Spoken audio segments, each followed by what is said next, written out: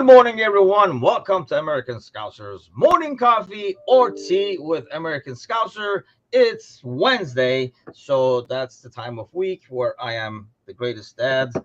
So that's what I'm hanging out with on Wednesdays. We got the coffee, and we have a special guest with us this morning. William Cartwright is here with us from Enfield Vibe. William or Will, how's it going, man?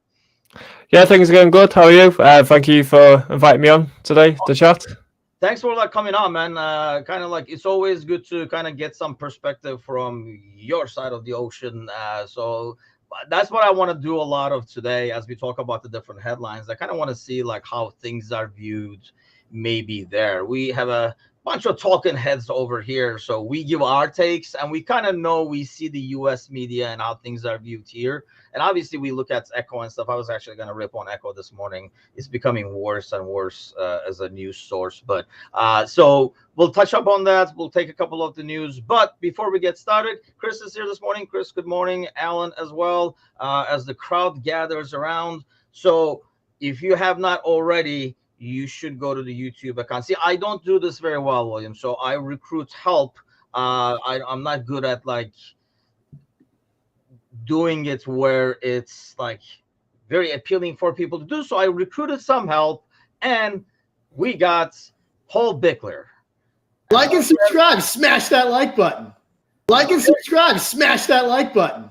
There we go. So you heard it from the man himself. If Paul is this excited about it, that's what we're gonna get.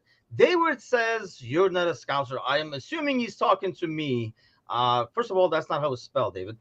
Second of all, yes, we realize that if you go to the website, you'll kind of figure out, ideally read and put two and two together and figure out why we call the website American Scouser. But we do have an actual Scouser with us, right? William, you are the man. Oh, hello. Yeah. Hopefully I don't embarrass myself on here. Chris is telling David as well if he can be. Hey, what are you gonna do? What are you gonna do? Okay, so let's get to the headlines over here. So let's start with the sagas that keep on going. One of them is Lavia. I love Echo's reporting, by the way, who you can see over here 4 hours ago said 150 million bid rejected. Then comes back 4 hours later, says, the rejected bid emerges, and actually it was not 50. So obviously we're trying to get the bid. David insists on not being able to spell. So yeah, early morning maybe for him. I don't know what his problem is, but yeah, David. Come on. So this whole Lavia thing, obviously we're going to come back and increase the bids. Are we just trying to lowball? Are you worried at all that someone like Chelsea or somebody in the last minute comes and says, you guys want 50, here is 50, and kind of steals the deal from us? Chelsea could, but he's not their first option at the end of the day, is he? They want Caicedo. They've made that very clear. So if Chelsea fail in getting Caicedo, they could simply just throw the money in for Lavia. But would Lavia want to be the second option? That's one thing, because Liverpool are quite clear on Lavia. So, Chelsea could outbid Liverpool. They could do. I guess in this whole ordeal, that's probably the only concern. And sounds like, I saw a couple of tweets about the game yesterday. We were kind of watching the game to see if Lavia was going to play in Southampton's preseason. Yes. And he did show up. We were kind of hoping he wouldn't, signaling that the deal is almost done. But obviously that didn't happen. He goes and starts. But I just see a lot of tweets. Obviously, when you watch to see if he's going to look uninterested, he is going to look uninterested. I did see is it their manager, Russell Martin? He did say that Lavia's got things going on off the pitch, things regarding to the transfer. So it is well known that Lavia's head might start going soon. Do you forcing the move? Yeah, it's almost like up here he is gone. So at this point, which probably helps our cause, right? In terms of negotiating, because we don't want to pay the money. And at this point, this guy is not as good for you anymore. His head is already gone. Yeah. Do you think they're going to meet somewhere in the middle and this is ultimately a done deal? No, I think Southampton will play very hardball because having Southampton isn't like a clause in the contract to say next season Southampton can get £40 million from Man City, like the buyback clause. So Man City know the money can still come if they just hang on for a year. So Southampton got no reason to accept less than the 40 million. But his head might go, and why would you want to keep a player in the Championship who's not there mentally? So I think Southampton will hold out for the money, and Liverpool will pay the 45, which the bid's coming sooner, isn't it? 45 million.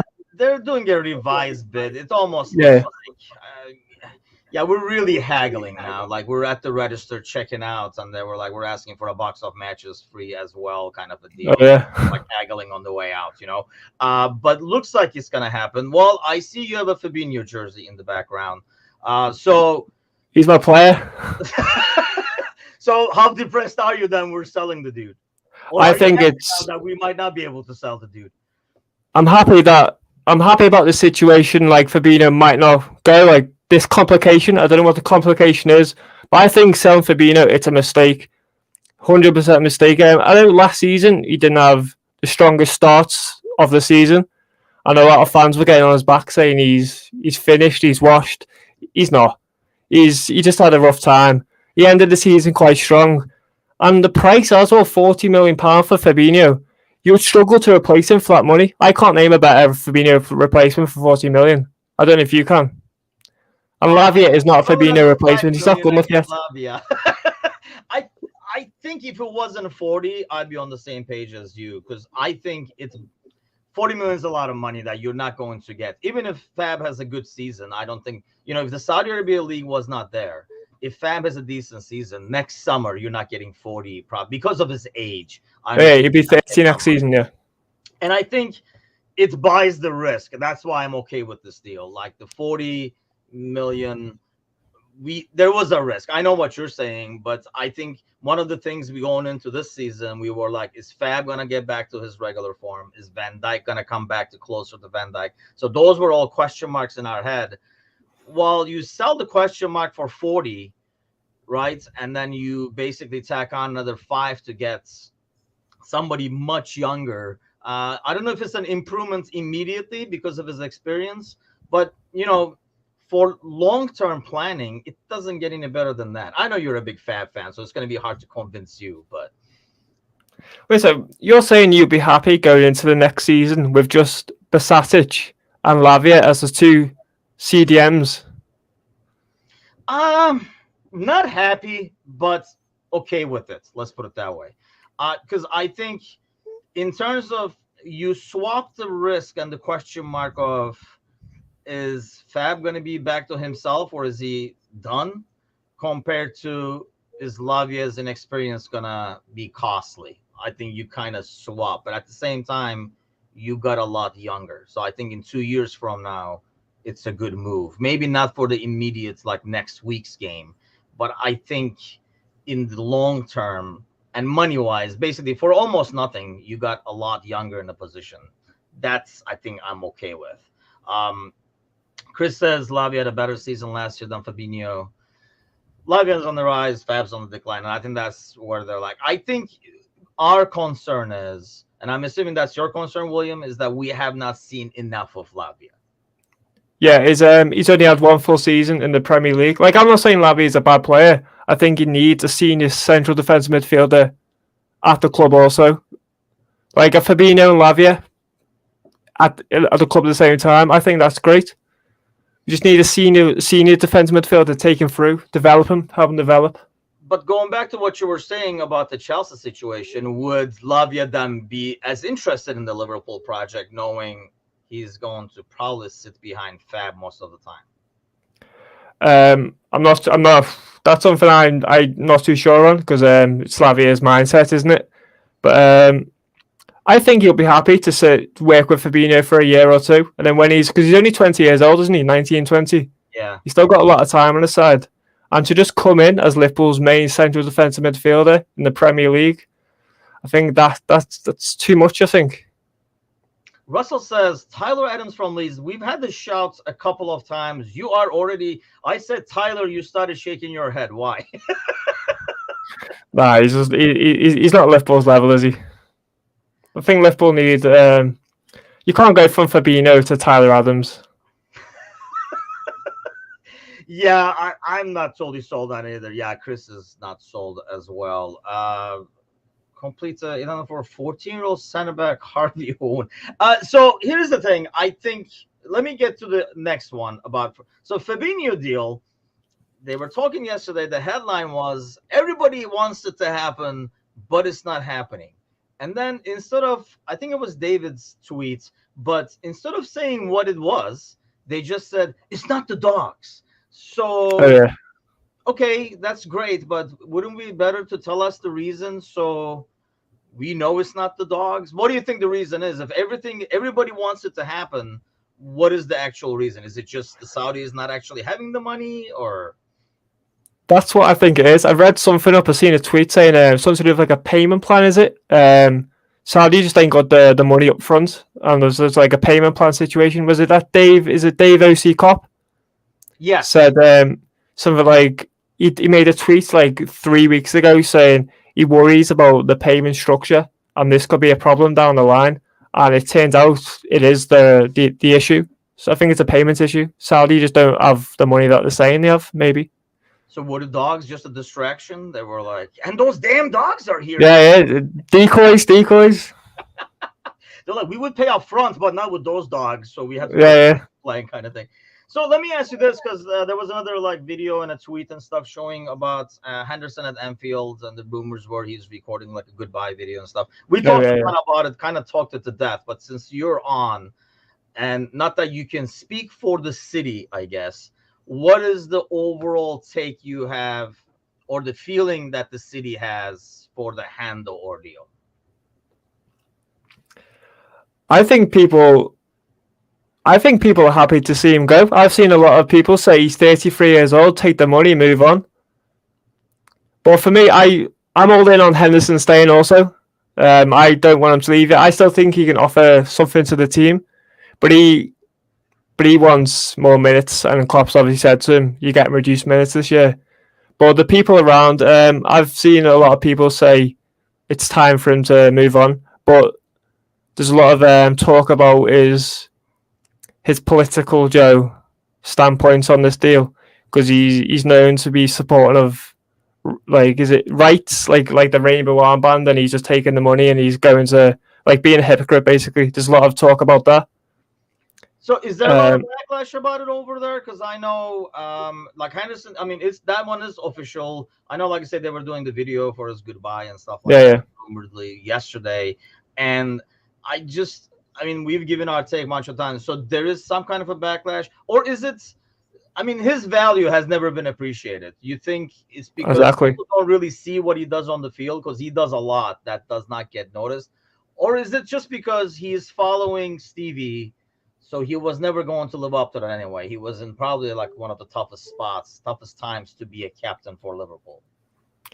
I think Henderson's always been unappreciated. He's offered so much, and he just maybe he's a victim of following Gerrard as a captain. But yeah, Henderson's always been unappreciated, even when he was playing at his best.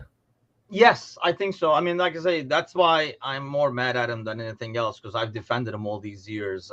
Yeah, I mean, I can see some of the backlash coming through, and we talked about it over here before, I'm sure, or at least we're assuming a lot of money that he's getting, it would eventually go to some charities and stuff like that, because he would try to make up some ground at least with that. But a big news over here, that you cannot walk around without walking into a billboard ad or whatever, is, I'm sure you've heard, Messi's over here. I mean, you would have to be deaf and blind if you live in the U.S. not to know Messi's playing here.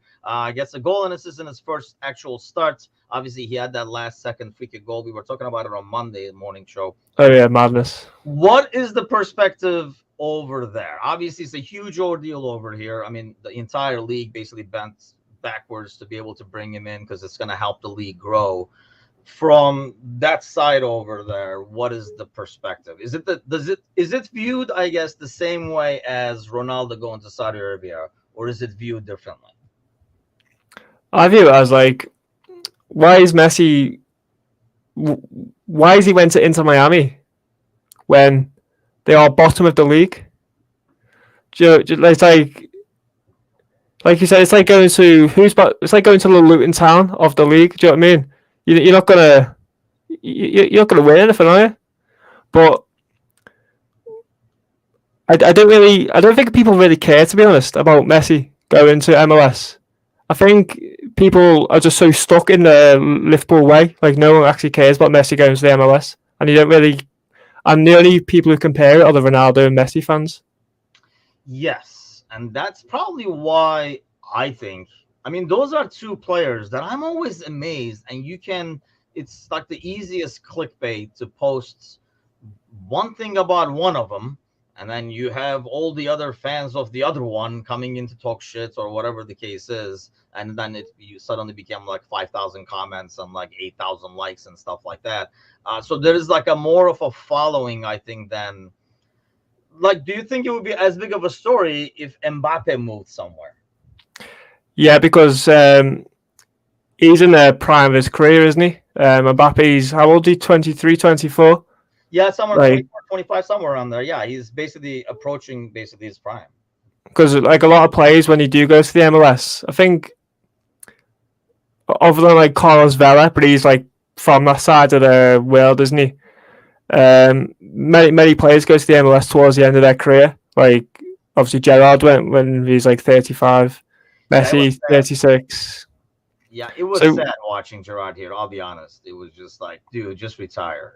Like, I almost feel like certain players. And here's the thing. I mean, he's in Miami. To answer your question, so that's why he went. And I think obviously Beckham and everything, the project over there is a lot more realistic in some ways. They're putting a lot in, and this is kind of like we were talking before we went on air. I mean, it's American sports, so there's a lot of other salary cap and stuff like that involved. Despite that, the entire league is bending over backwards to make this happen because, I mean, ticket prices go up, Apple TV subscriptions go up because there are really people around the world subscribing. I think more than like people in the US saying, oh shit, he's here, let's watch. I think those people that you were referring to who just Messi fans and nothing else, they basically subscribe to be able to watch Messi. Yeah.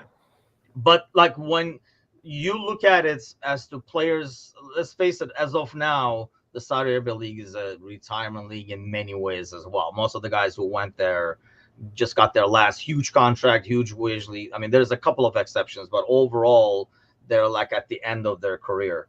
Is it viewed differently coming to Major League Soccer and going to Saudi Arabia, or is it about the same? I think it's viewed differently, yeah, because Saudi Arabia, people just bring up the money. But when you go to MLS, it is towards the end of your career. Like, in the Saudi Pro League, the players are getting younger. Like, I thought it would just be the Ronaldos, like the 30 pluses, but the players I've seen go to Saudi Arabia, I didn't think would at the start of the transfer window. I didn't think Fabinho will go to Saudi League. I never thought Henderson would. Even Mahrez. That's a good point, actually. See, well, here's the thing. I don't know if the heads would be turned as easy because the money is not there.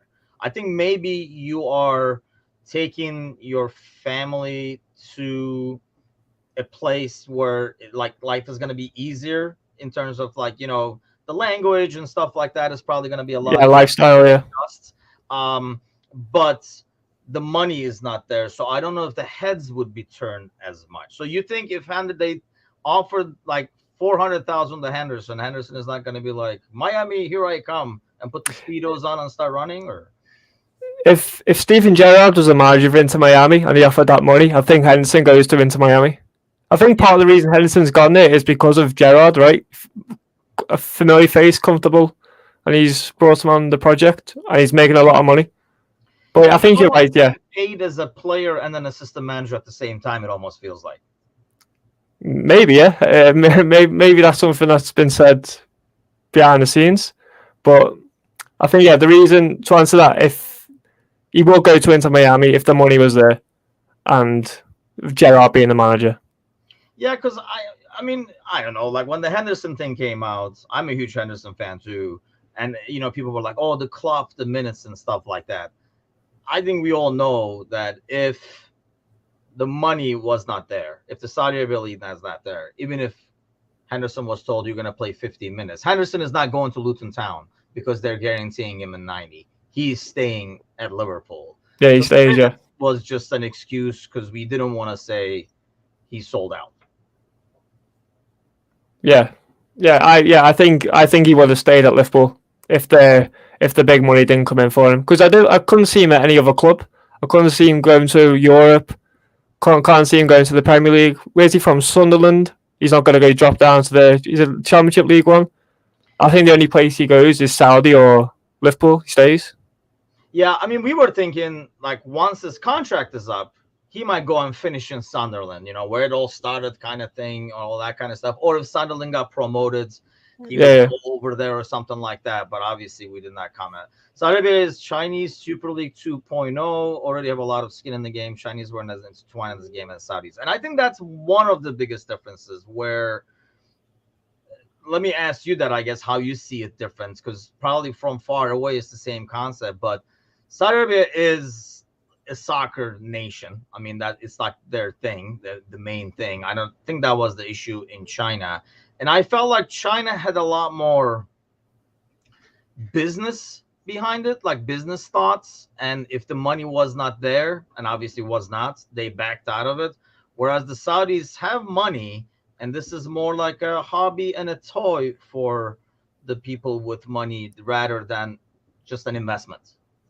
Yeah, Saudi, they've got too much money. They're just throwing at random players. Like I don't even know. Like with Saudi League, what gets me is, do you know what the established top four is in the Saudi Pro League? Because I feel like players are just joining wherever club offers them money. Like didn't Fabinho join like a mid-table team? And like Robbie Fowler manages a championship side in the Saudi Pro League. Do you know what I mean? Like they're just going to any club that offers money, like you said, like a toy shop, just picking anyone else. Yeah, I mean, let's face it, I don't think anybody's going there they're like, one thing missing in my career is a trophy in Saudi Arabia. I don't know. I mean, obviously they're all competitors that are going to give their best and they want to win. But I think when they sign the contract, it's more about looking at numbers than the situation. I mean, Henderson going there. I mean, the same group owns 4 teams, so they're going to be the ones that's going to win. So going to a team that's out of that group is automatically kind of like canceling you out for the most part, I would think. But do you think they keep going, or does it become Chinese Super League 2.0? I think it keeps going because the whole Saudi project as a whole, it looks quite serious with like the boxing and like UFC. They seem like they are taking it like very serious. And maybe one day the Saudi Pro League will become an established trophy that players want to win in like 5 years. You see it like the Bundesliga level, Bundesliga or Saudi Pro League. I want him in the Saudi Pro League. But does it hurt that these guys are now out of the action? So I can, we were talking about like, I know like Gally compared it to like going to maybe like Greece and Turkey and stuff. Whereas I still see those teams.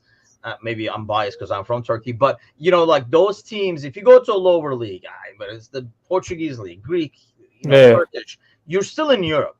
You're still in the Europa. You're still in the Champions League. You're still, I guess, in the game. To me, like Saudi Arabia feels like just like going to Major League Soccer. It's pretty much you're saying, I'm good, I'm done. Let's take the money and right off to the side. Yeah. So do you think that's going to be a hindrance on the Saudi Arabian league? The fact that, or money buys it, before you know it, they'll be sending teams to the Champions League because they bought their way in. Well, I reckon they're gonna be smart enough to market it in a way where it's not a league where you just come for the money. It's a league where you play a good level, and I think they will market it like that. In a couple of years' time, the Saudi Pro League will be a league where it's seriously football based, but you just get a bit more money for being there. And I seen something as well on Twitter. I know this sounds ridiculous, that a Saudi Pro League to join the Champions League one day because they've got so much money. I know they're not in Europe, but money talks, isn't it? And that's the thing, yeah. I mean, Chris says, how long before the Saudis start throwing money at FIFA for tournaments?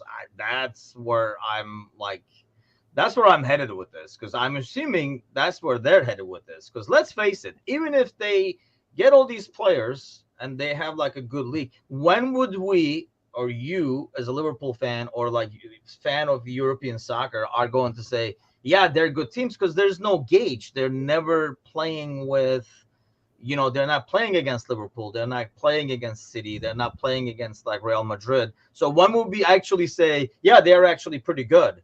Because, yeah, they're good. They're playing each other. It's almost like, I don't know, like, when you watch, I mean, American football, like let's say you watch Canadian football, they're like, yeah, they're really good, but because they're playing against other Canadian teams. If they came to the National Football League and played against the big boys, they would not look as good. So is that going to buy them to open the door? They have the money, and we know FIFA sells out very easily.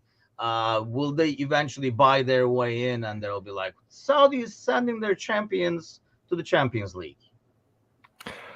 And I reckon it will happen one day. You will see a Saudi league in the Champions League. it could happen. But isn't that what's that tournament? Is it the Club World Cup? Yeah. When like a Saudi team start winning that over the European teams, like who European champions, remind me this year, Man City. If Man City get done over by whoever wins their Champions League version of it, if they get done in the Club World Cup, if they're in it, maybe we'll start taking it a bit serious. Yeah, I mean that's the thing. Yeah, there'll be a Saudi club team in the Club World Cup. Yeah, I think so, and that's a good point. I think that's probably the first step, right? To show your legitimacy. They will give that a lot of importance. And then if they have any sort of success, or even if they compete well, they'll be like, we're ready for the big leagues kind of thing. And yeah, I mean, I think we're on the same. We're all sad. This is the sad affair of FIFA, right? We know they're going to sell out. So like we're not even doubting that. It's just a matter of when. And are the Saudis are going to have enough? I mean, they have more than enough money, obviously. But speaking of more than enough money, let's take a look at this guy here. So, I mean, the headline is the mayor slams PSG treatment. But where do you stand on this whole Mbappe thing? He turned down the offer from Al Hilal, which was like a gazillion dollars for a year or something like that. Is this just the Real Madrid's way of negotiating as little as possible? Or is he going to really have to go there for a year before he goes to Real Madrid? Well, from what I read and seen about Mbappe, I don't think he's doing anything wrong. It's PSG's fault for letting the contract go down to 1 year. He signed like a 2-year contract a couple of years ago. Quite strange that it was only 2 years. Mbappe's in his right to sit out his contract. I know he also gets paid a loyalty fee for staying here, doesn't he? I read like £40 million just for staying. Yeah, just for hanging out. just for hanging out, yeah, just to finish his contract. He's doing nothing wrong. He wants to leave on a free. If PSG want to force him out and start all this, then it's on them. But Mbappe is quotes on Instagram are a bit wrong. Like going out the club saying this is wrong. But I blame PSG. They gave the guy the freaking city's key and everything. I mean, when they signed him 2 years ago, they were like, oh, they gave him everything. They gave him the world. Yeah. You would think you're right. Like that would have been for a 5-year deal or something like that if you're giving him so much at the time. But okay, let me ask you this though. The way he's gone about this is the second time now. It's kind of like an ongoing drama about Mbappe and his contract and who he plays with, blah, blah, blah. Would you want him at Liverpool? A player like that, would you want him at Liverpool? Not quality-wise, personality or approach-wise. Personality-wise, no. I would avoid him. He's too dramatic, isn't he? He's not like a Suarez dramatic. He's too like arrogant. He's too Mbappe's not for me. Not for me. Like quality-wise, I know you said yes, of course, but no, Mbappe. He's too self-focused. The club's bigger than Mbappe. And Mbappe probably think he's bigger than Liverpool. So Mbappe seems to think he's bigger than like the game. Everyone. I mean, that's the impression I get from him. Like he thinks himself as, we were talking about earlier about like Ronaldo and Messi and stuff. I think he sees himself as he sees these guys aging, so he thinks in 3 years I'm going to be both of them combined. Yeah, and Mbappe probably does, and that's why I would never want him at Liverpool, because he'd be left out the team, and then he would start, and then there'd be like news reports the next day how Mbappe is like kicked off for the manager, and then it would start like a dressing room drama, and also he'd be on too much money. It would just too much. Yeah, it is too much. Sparkus says no, but yes. Yeah, Chris says he's a great player, but I think I think on the pitch, if you he have does improve Mbappe, us. you're automatically improving in one way or the other. I mean, maybe Yeah, yeah. you will work him in. Like, you would make it happen, even if you put him on the left, and you would make something happen, and he would improve you. I just don't know, like outside of the pitch, kind of like what you're saying, and his work ethic and stuff like that. But here's the thing: does he get a bad rep with his work ethic? Because there've been so many clips last year about where he stops running, where he stops making runs. I mean, when Klopp was talking about responsibility on the ball and off the ball in that interview he just did, that was one of the things he's talking about is like making those runs even if you're not going to get the ball, like for the team, doing things for the team. Is he the way he is because of the situation he's in? Like he's not happy in the situation, or that's the kind of player he is, and his ego is always going to get ahead of working for the team? I think it's the situation he's in, because I'm sure if he went Real Madrid now and his manager told him to work hard, I think he does work hard. I think he, like you say, he's in the league. I think he's bit bigger than the league now, and yeah, like I say, if he went to Madrid, I think he does work hard. He's a hard worker. He can be. Yeah, I don't know. I'm not sold. He doesn't like to defend. That's not a club type of player. I mean, that's the thing, because we see him in Yeah, a that's right. situation where he doesn't do the things that we would want him to do.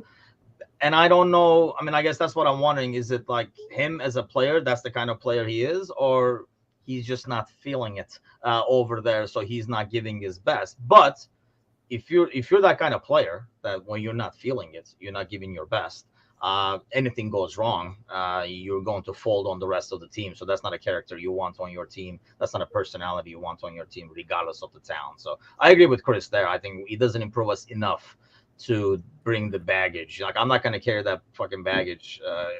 It's just not worth the hassle. So before we go, let me pick your brain on this season. So let's go back 3 weeks ago, before this Fabinho, Hendo, Lavia, all that stuff happened. Where were you at in terms of looking ahead to the season? How optimistic were you? What do you think we were going to do? And then has it changed since all this happened? So 3 weeks ago, we had just signed Szoboszlai and Alexis McAllister. I was happy with the mid. I would have liked the new defender to come in 3 weeks ago, and obviously, looking back at the preseason game, definitely need a new defender. But yeah, I was always positive going into the new season, because I think Darwin Núñez has got he had a year under his belt. He will improve, and we can just start again, because I think hopefully we're just not as unlucky with injuries, because obviously we had Jota out for like a whole season, Thiago out for a whole season. But yeah, I was feeling quite optimistic going into the season. I didn't think we would win the league. I think we're a bit off that. But as long as we can challenge and have an exciting season, you're buzzing to go every weekend. You're just waiting for the game, just for like a title challenge. I think that can be expected. And has that changed now with the guys leaving, or you're still at the same spot? Yes, I don't think we can challenge for a title if Lavia is the central defensive midfielder as the senior one. Okay. I think we are senior central defensive midfielder. So give me a name that you would be like, if that guy comes in, you say we're going for the title. Like, give me a name that would be satisfy you and say, you know what, I'm on board. Let's go get the title. His name's Fabinho staying. That's the guy. Oh man, yeah, I'm not sure about that, to be honest with you. I'm not. Yeah, don't get me wrong. I would not be like, oh shit, we're stuck with Fabinho. But I think it's a good deal overall to get the 40 for him and get younger in that position. But it's not like I will be disappointed It would be nice to have both of them, but I don't see that happening either because I think one depends on the other. Um, Sparky says Rice, but he's gone. I think, and then Chris says City, us, Arsenal, Chelsea, top four. Do you agree with that? What is your top four prediction while we're at it? Top four prediction. I think Arsenal definitely going to get there. I think they've got a very strong squad now. Like I rate Rice, I rate Havertz. Jesus has got a second year there. Arsenal, I think they'll be in the top four. Manchester City as always, but replacing players like Mahrez and Gundogan might be tougher than they think. But Man City will be the Liverpool and the fourth one. Probably United. Okay. City, Liverpool, Arsenal, United. That order. I'm actually on board with you there.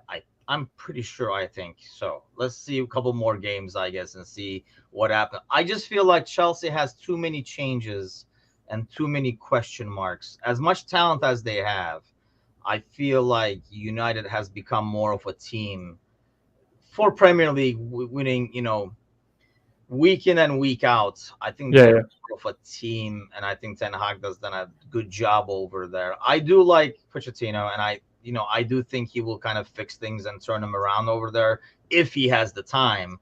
I just think United has made some smart moves to improve. And then I really think, like I say, they're a bit more established. There's not as many question marks going in. Yeah, and do you think the Europa League will hinder that? Europa League, Liverpool being in the Europa League might hinder Liverpool's league form?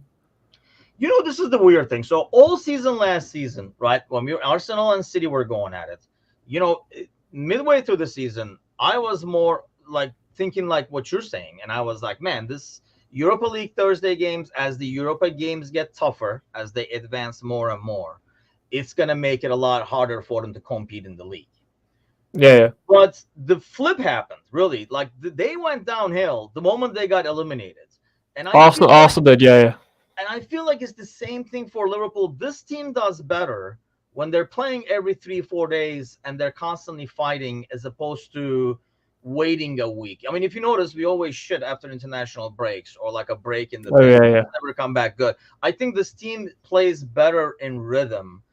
The only worry I have is how much rotation will Klopp do to keep people healthy. Otherwise, I think we're kind of like how Arsenal was last year. I think it's going to help us. Momentum is everything with a team like ours, says Chris. And I agree because, you win. It becomes a habit. I think it's a lot faster to get that habit going. Whereas that's what it was shocking to me how Arsenal kind of like totally went off. And I know they're a young team. They probably had a whole week now to think about one game and having to get 3 points and obviously building the pressure for it, as opposed to, this one is done. We got another game. This one is done. We got another game. And there's not as much time to think and get in your head, maybe. I think that would be a benefit to a team like us, I think. Yeah, I think we've seen the Arsenal downfall coming because they kept getting away with like late goals like every week, didn't they? So everyone's like, you can't get away with that every game week. Something's gonna go bad soon, and it did. Like didn't they lose? Like they drew to Southampton, and like they never got the late goal, and then like their momentum just dropped, and then City won the league. So how big are you on the Europa, by the way? I mean, we're in it, so let's go get it. Or would you like somewhere down the season say, you know what, the hell with this if we're going in the league? I'm all in on the Europa League. I want to win it. Just because, like, personally, just being there, it's just a good vibe. Just like going far in a competition. Like you get all these moments, like that Dortmund game a couple of years back. That was the Europa League, and that's like considered one of the best moments in Liverpool's recent history. Even though we didn't go on to win the trophy, it's memorable, and we can create more memories in the Europa League. That's why I'm all in on it. Yeah, I want to win it. Chris is in it to win it too. I think so. Yep. And I feel like going back to like what I was saying earlier, I think it was one of those. I think it would hurt us if we said, you know what, we're going in the league, so the hell with Europa. We're going to focus on the Premier League thing. I think it would hurt this team. This team kind of thrives on constantly battling, not stopping to think. So, well, before we go, let's plug in your Anfield vibe over there because you do a lot of great work on. It's mainly on Instagram, correct? It's Instagram and TikTok. I use Instagram, TikTok. TikTok generation. Yes, we're about to enter that there full force. But yeah, tell us a bit about it because I know you have a lot of experience in Liverpool and social media and stuff like that. So do your plug, man, because Paul Bickler does our plug. I'll put that at the end. All right. So yeah, I look to make short form content, turning articles into short videos that people it's like to teach people about Liverpool really. Like for example, my last video was every Liverpool number 10, just so people like learn about Liverpool's past of number 10s. So turn article features into short TikTok and Instagram reels to hopefully teach people. But coming into the season, I want to start creating match content. So obviously I have a season ticket holder, so I go to every game. So I want to start creating like journalistic content around the game, long term. That's awesome. Yeah, I mean, yeah, if we'll put the link. I'll add the link actually to this broadcast on Facebook and Twitter and stuff like that as well. But yeah, go ahead and check it out. It's Anfield Vibe. On is it? I'm assuming it's under the same name on TikTok as well. Yeah, all the same name. Yeah. Yeah. So Anfield Vibe on Instagram. We'll throw the links. Yeah, definitely follow. This really great content, and that's kind of like how I stumbled on it and we started talking. And then we have William here. And hey, don't be a stranger, man. Anytime you want to hop on, you're always welcome. In the morning show as we go over the headlines. Hopefully, maybe you'll be convinced when we get a defensive midfielder better than Fabinho or something like that. We'll catch you. And I'm going to do my research into some CDMs. Like, that's not Fabinho. I need to find the next Fabinho. I need to start scouting Brazil. Or Monaco. Yeah, I know we came from Monaco, but find the next Fabinho. Because we're linked to another little Brazilian, aren't we? But, yeah, I need to update my CDM knowledge because I've been focusing on one player too much. Yeah, I mean, it's hopefully we'll get this done over here. And yeah, like Alan is happy. If Alan is happy, you're happy. And if this guy is happy, like and subscribe. Smash that like button. So just listen to Paul over here, I will be playing this clip 1,000 times. So he doesn't know what's coming his way. But yeah, give us a follow, like, subscribe as well. And like I said, we'll throw the link up for like William's page. So give him a follow as well on Instagram and TikTok. And have a great rest of your week. We'll see you guys Friday. Thanks a lot, William, as always, for joining us. Been good. All those commenting and liking and stuff. See you guys Friday morning. Take care. Right.